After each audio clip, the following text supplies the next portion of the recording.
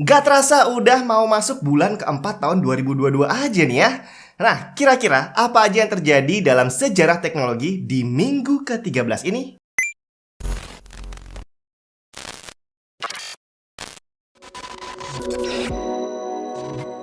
Lagi nyari keyboard mechanical yang bukan cuma enak dipakai tapi enak dipandang. Asus ROG Strix Flare 2 Animate, mechanical gaming keyboard dengan Animatrix LED display. Di sini kamu nggak cuma bisa ngatur warna, tapi bisa membuat gambar custom dan juga animasi. Desainnya cakep banget, ergonomis dengan detachable wrist rest yang punya light diffuser dan punya dedicated media button.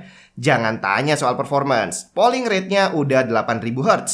Menggunakan swappable switch ROG NX atau Cherry MX sesuai selera kamu, ROG Switch Stabilizer untuk kenyamanan ngetik, dan built-in sound dampening foam untuk meredam noise dan echo dari dalam keyboardnya. Fitur USB pass-through-nya membuat keyboard ini semakin asik digunakan. ROG Strix Flare 2 Animate. Halo semua, Jun di mana? Hari ini kayaknya perkembangan manusia itu semakin terlambat dewasa kayaknya ya. Atau mungkin perasaan saya aja. Nggak tahu deh, tapi kalau kita lihat di sekeliling kita nih ya, anak-anak SMA sekarang itu dianggap masih belum dewasa. Bahkan orang yang udah berumur 20 tahunan aja sering kali dianggap masih kurang dewasa. Hal ini beda banget dengan yang terjadi 40-an tahun yang lalu. Tanggal 27 Maret tahun 1976. Seorang pemuda yang saat itu berusia 20 tahun membuka sebuah acara dengan presentasi. Nama acaranya adalah First Annual World Altair Computer Convention di Albuquerque, New Mexico. MITS, perusahaan yang mengembangkan Altair komputer, waktu itu sedang membuka workshop di kota tersebut untuk bikin komputer kitnya. Nah, si pemuda ini, dia mempresentasikan sebuah software yang nantinya akan menjadi software basic yang digunakan di semua Altair komputer. Dan, oh iya, saya lupa ngasih tahu.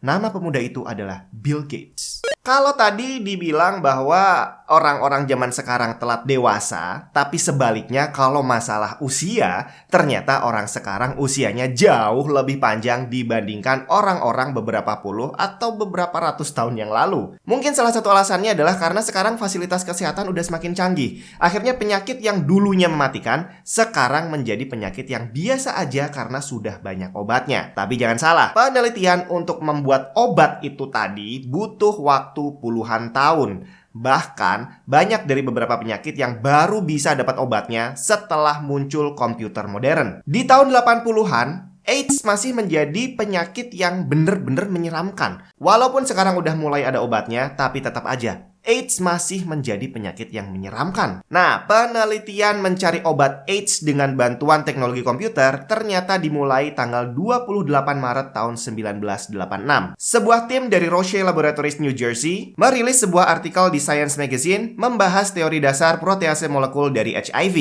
Nah, membuat model molekul ini wajib menggunakan komputer dan semuanya bermula di hari itu. Masih dari tanggal 28 Maret, tapi kali ini dari tahun 1995. Satu tahun setelah Apple merilis kamera digital dengan nama QuickTake 100 yang waktu itu gagal total di pasaran, akhirnya Kodak merilis sebuah digital kamera yang dinamakan DC-40. Dan basically, dia adalah kamera digital kedua yang pernah dibuat. Nah, karena waktu itu Kodak adalah salah satu produsen kamera yang lumayan terkenal, dan karena promosinya yang juga gila-gilaan, akhirnya DC-40 ini menjadi sangat populer dan tren digital fotografi mulai banyak digemari. 29 Maret tahun 1983, Radio Shack memperkenalkan TRS-80 Model 100, salah satu portable komputer pertama yang ukurannya udah mirip notebook. Karena bentuknya yang kecil, simple, dan udah punya built-in modem, akhirnya model 100 ini menjadi salah satu device yang disukai oleh para jurnalis. Jadi para wartawan yang sering pergi-pergi, mereka tinggal bawa device kecil ini, bisa ngetik di mana aja dan bisa langsung dikirim balik ke kantor mereka. Dengan teknologi komputer yang sudah secanggih sekarang, ternyata membuat sebuah film animasi masih menjadi tantangan besar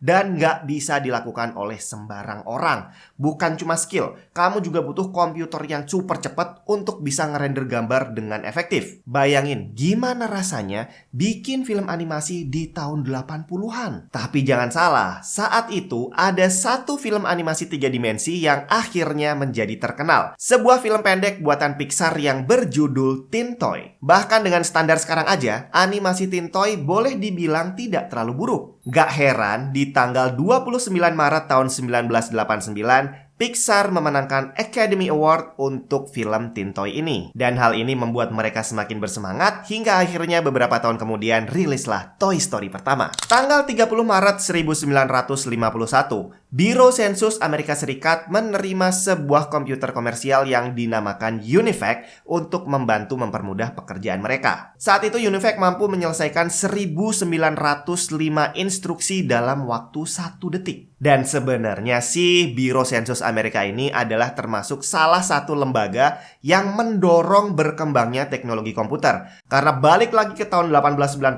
mereka adalah perusahaan pertama yang menggunakan sebuah mesin yang dinamakan Hollerith Punch Card untuk membantu survei mereka. Kemudian di tanggal 31 Maret tahun 1939, IBM dan Harvard menandatangani kesepakatan untuk membuat Mark I atau yang sering dikenal dengan nama ASCC, Automatic Sequence Control Calculator. Yap, ini adalah sebuah mesin hitung yang disusun dari 750.000 komponen yang berbeda dengan bobot total mencapai 5 ton. Dan fungsinya adalah sebagai mesin hitung. Lebih spesifik lagi, untuk menghitung hasil punch card. Apa jadinya kalau ternyata kita sekarang ini hidup di dalam sebuah simulasi, bahwa kita sebenarnya sedang tertidur dan ini semua adalah software, metaverse dong. Bukan. Ternyata angan-angan tentang hal itu udah lama ada di benak manusia. Dan udah sempat dibuat filmnya juga loh. Salah satu film yang menceritakan tentang hal ini adalah The Matrix yang dirilis tanggal 31 Maret tahun 1999. Film yang bukan hanya ceritanya yang luar biasa, tapi juga visual effect dan actionnya menjadi inspirasi banyak film setelahnya. Termasuk salah satunya adalah Bullet Time.